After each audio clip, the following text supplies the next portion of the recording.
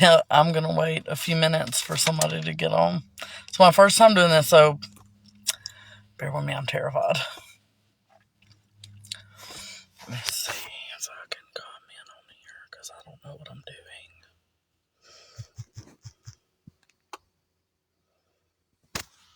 Okay.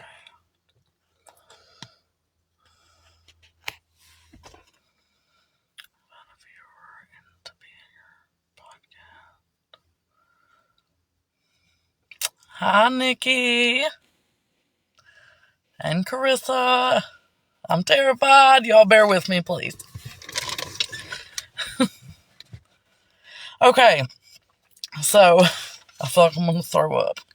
Bring them on camera. Hi, Stormy. Okay, I'm going to be talking today about battling for our husbands. Y'all please give me grace because I'm scared. So if I'm fidgeting, it's because of that. I'm going to pray real quick. Lord, I just ask you to give me the strength to finish this without crying because I'm scared. And I know you gave this to me, so I'm going to give it to these ladies the best that I can. Thank you. All right.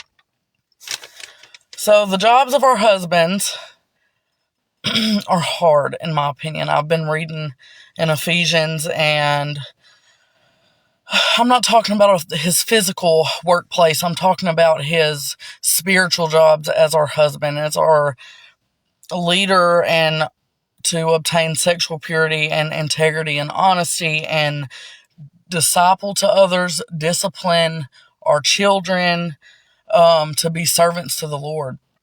And we are called to serve our husbands as we do the Lord. And so I feel like this spoke to me because I'm so hard on my husband. If he don't come home in a good mood, I'm like, well, what did I do wrong? Or, what's wrong with you? Why do you have an attitude? And I feel like that's wrong on my end because they're battling throughout the day with all these spiritual things, and they're our umbrella and our safety, and that has to be a really hard job. So I feel like, especially me, because I feel like this was for me,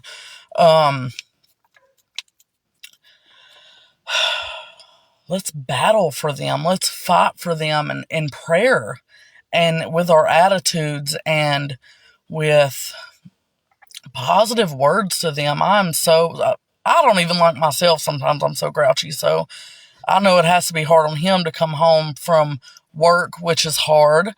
And then the spiritual warfare that goes on. And Satan is going to try to break apart marriages, especially right now, because we are a covenant with God. He's not going to like that. So he is going to bring stuff to our husbands because our husbands are the head of our household. And if he can tear them down, then he can tear our whole household down. And so I feel like they're going to catch a lot, especially in the next few months or even years, because the devil's going to want to tear us down, our husbands down, because that's where it'll start. And it says to serve our husbands as we do God. Then let's praise our husbands like we do God. Positive words to them. And, if he's having a bad day, give him some space. It's not all about us. I make it about me a lot. Like, what did I do wrong? And it's not about me.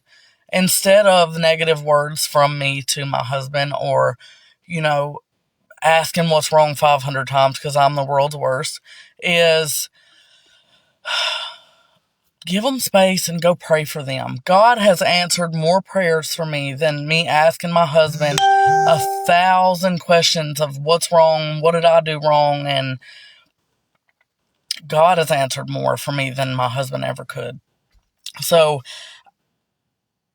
I'm sorry. Let's see.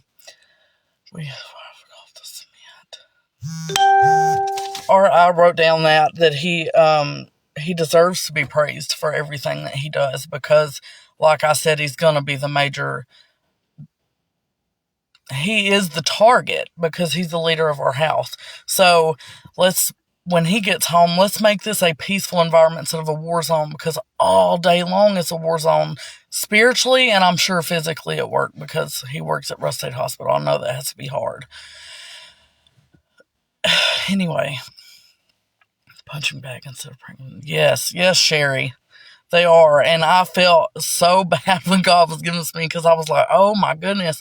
And I'm reading a book that talks about our words and what our words, how powerful our words are. And people say, oh, sticks and stones may hurt, but words will never, that saying. But words do hurt, and words mean a lot. And can't nobody tell me words don't mean a lot, because that's what God gives us, is words. And so I know that my words cut sometimes, and I feel so bad about it, because that is what we have to uplift our husbands. So let's make sure they're positive. And he does deal with enough crazy. Dickie, he does.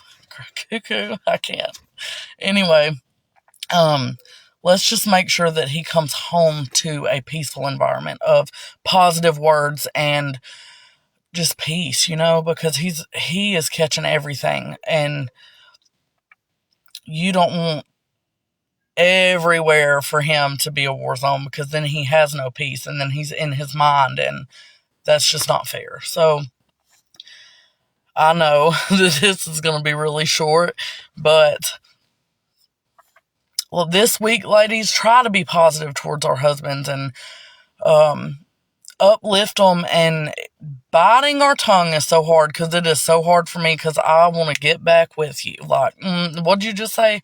But I'm going to try this week, and I encourage you to not get so snappy so quick, and not, be ready to snap back. Let's just go in prayer immediately.